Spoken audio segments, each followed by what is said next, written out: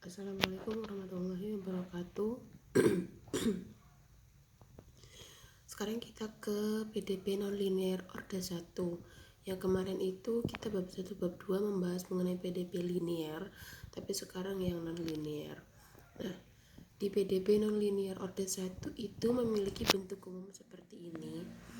Jadi dia terdiri dari variabel X, Y, dan Z, P besar dan Q besar yang sama dengan 0, dimana P-nya besarnya itu dau Z per dau X, Q besarnya itu dau Z per dau Y.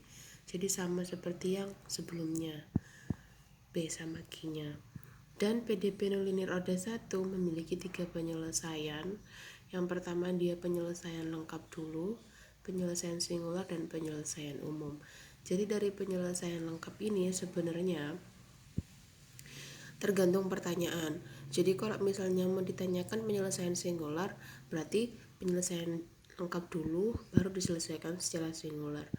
Kalau diselesaikan secara umum, berarti penyelesaian lengkap dulu baru ke penyelesaian umum. Jadi seperti itu.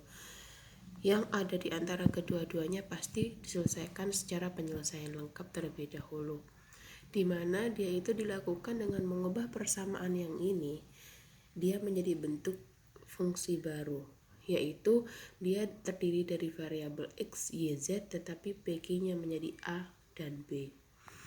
Penyelesaian singular itu dia mengeliminasi A dan B. Jadi karena ini turunan bukan turunan. Jadi menyelesaikan lengkap dulu, setelah penyelesaian lengkap baru penyelesaian singular.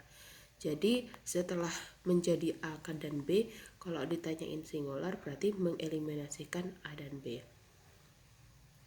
Sehingga variabelnya terdiri dari X, Y, dan Z.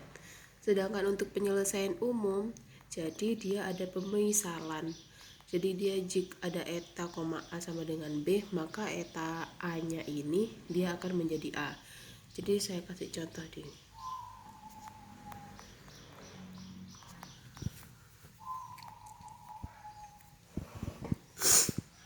contoh 1, tentukan penyelesaian singular dari ini. Ya. Jadi X dau Z per dau X tambah Y dau Z per dau Y dikurangi dalam kurung ini derajatnya 2 ini ya. Jadi karena dia ditanyain penyelesaian singular,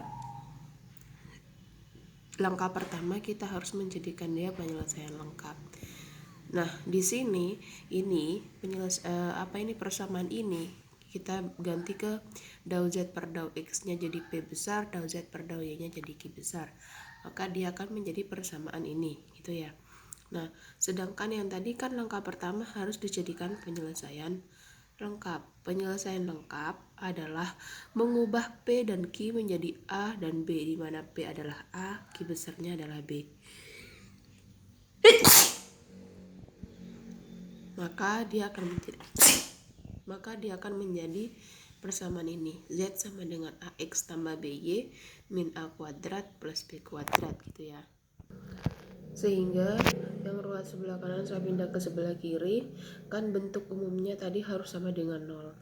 Jadi Z min AX min BY plus A kuadrat plus B kuadrat sama dengan 0.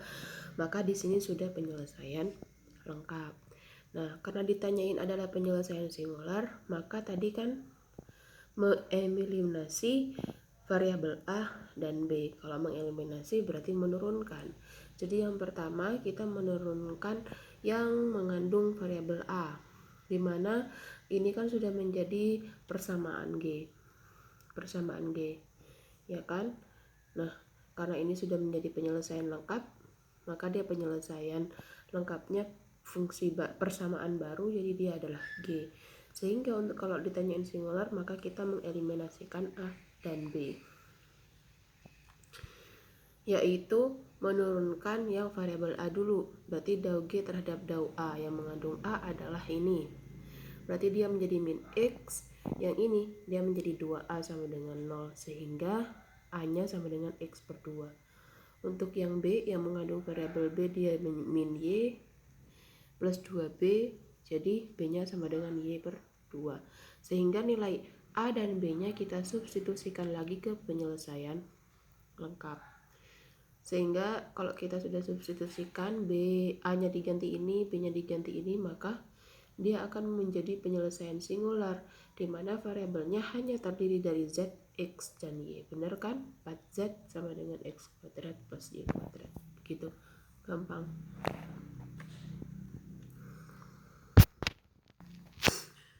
Jika pertanyaannya dia adalah mencari penyelesaian umum bukan penyelesaian singular, tinggal melanjutkan, yaitu mengubah atau memisalkan nilai A dan nilai B-nya adalah seperti berikut.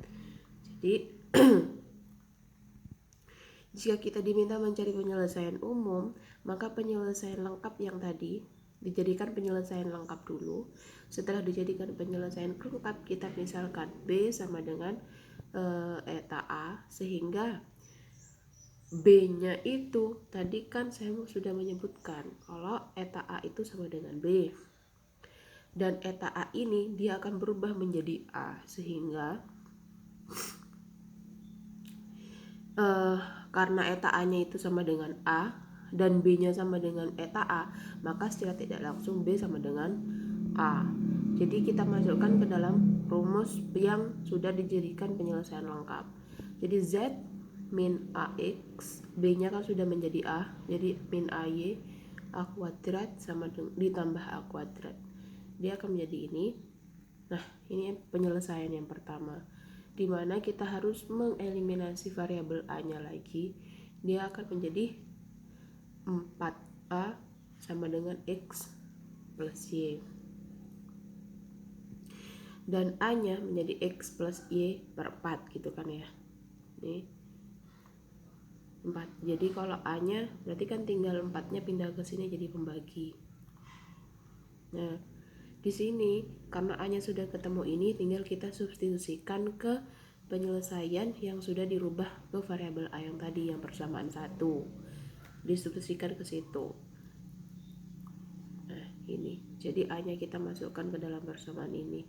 Berubah jadi ini berubah juga, ini berubah juga, sehingga ditemukan penyelesaian umumnya adalah 8Z sama dengan X plus Y dikuadratkan.